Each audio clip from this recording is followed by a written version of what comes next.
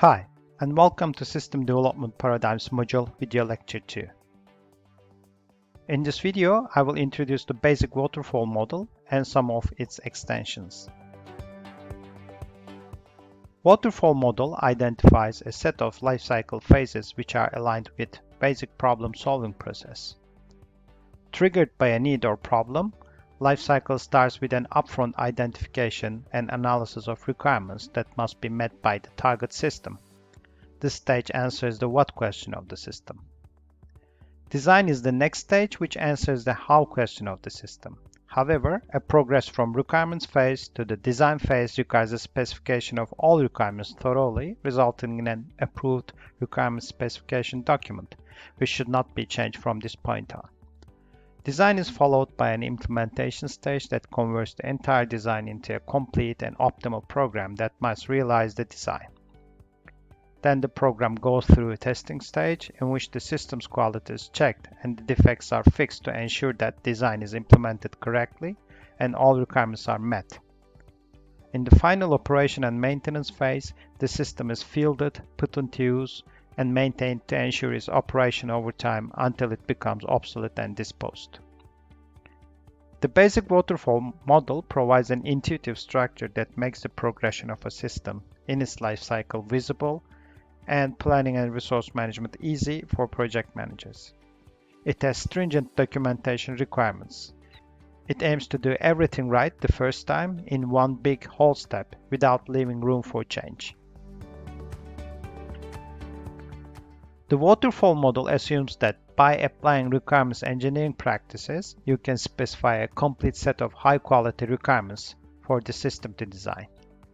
This can work or be possible if your system is, for example, a scientific software package which relies on correct implementation of physical or mathematical formulas. Or your system will be used for calculating and printing payrolls based on formulas and rules which are already known by accountants. However, given current dynamics in business environments and the fast-moving expectations from software systems, it's not a very realistic assumption for many projects. Many factors, external or internal to the organization, may trigger a change of requirements.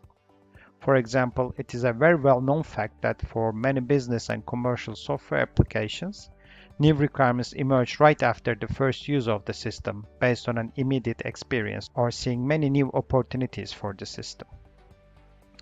A new or disruptive digital innovation may be available in the market before the project is completed, rendering the software obsolete or an unattractive option. Think about the mobile innovation opportunities. If you had initially asked for a classic browser-based solution and your system is under development, wouldn't you add the requirement to support mobile browsers? On the other hand, the developer party working in waterfall environments do not like the idea of changing things, in particular if they are not compensated for rework and for the extra time. Waterfall may serve as a safeguard for the developers and contractors, in particular when the contract or agreement is fixed priced and fixed term.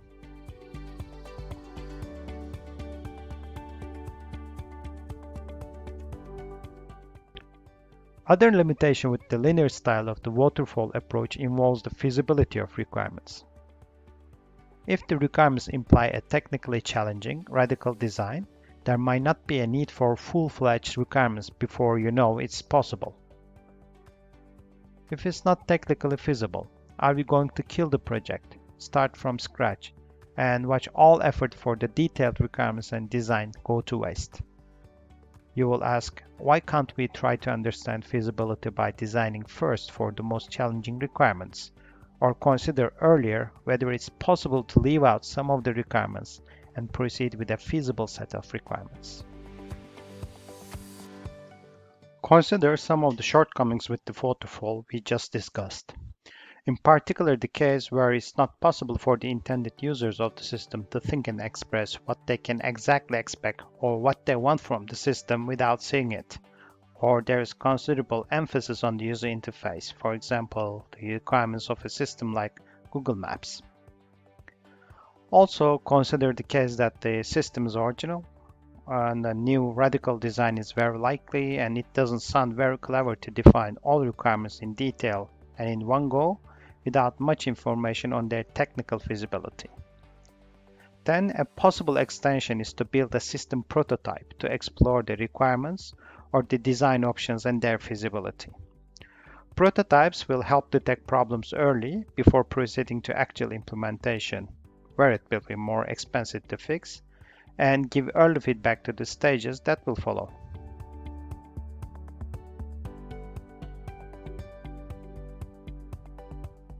However, there are several issues and pitfalls of prototyping which needs to be managed. First, it may be costly, time-consuming, or a redundant effort. If you have clear and well-documented objectives and arguments, the clients or the users may need some convincing at the beginning, but in the longer run, costs can be justified. If the prototype objectives are not clear, it may not pay off and it may be considered as a waste of resources. Another pitfall relates to the prototype experience of undertrained users and evaluators. Prototype may create a false sense of the system and the project, which is quite difficult to manage. If the prototype leaves a good impression, someone can have high hopes and think it's almost ready, or it's very fast, or can question, why did you ask for this much time and resources if it was possible to build it so soon? If the prototype leaves a bad impression, they may say, this is too slow, I think you will not be able to make it. Another bad practice is the retainment of the prototype design in the actual system. The prototype is typically a quick and dirty throwaway implementation of some part of the system. Many good design principles are ignored for the sake of rapid design. In the longer run, the design may not accommodate all requirements, or will lead to many operation time problems and high maintenance costs.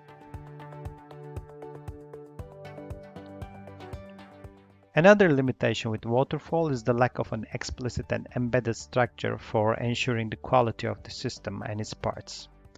Testing starts only after implementation. V-model is a variant of waterfall model that factors in the composite structure of the system.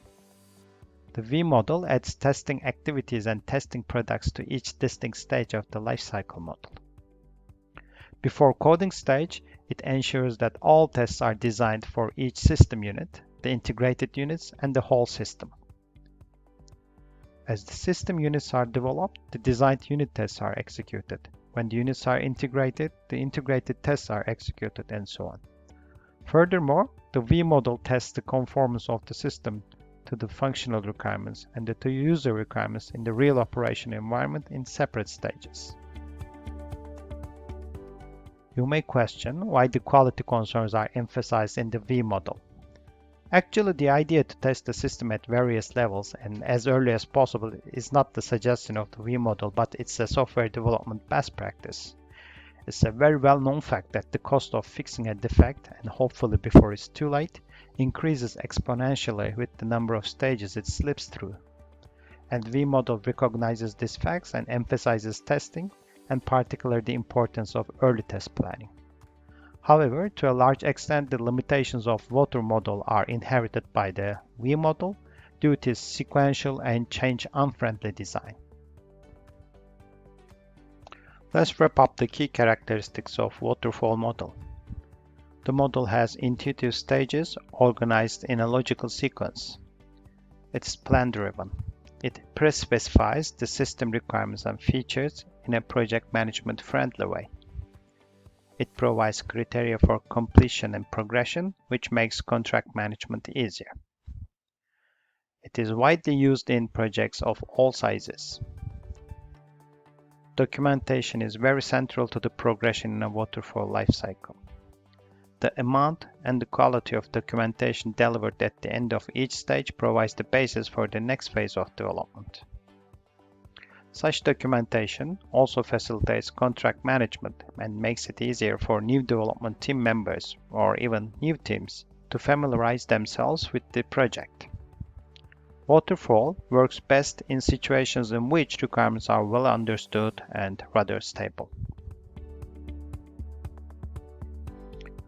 What are the major limitations and criticisms for the basic waterfall model? Real projects rarely follow a sequential flow. Although the linear model can accommodate iteration, like going back to previous stage and doing it over again, the model provides no guidance for rework. Another problem with linear structure is that it is not responsive to changing customer requirements during the development process. Waterfall implicitly assumes that a successful system is one which realizes the specified requirements at the beginning with the planned time and budget. This approach may make project managers happy, but users will be unsatisfied, and the developers likewise, since they will not have the satisfaction of delivering systems that delivers value for its users.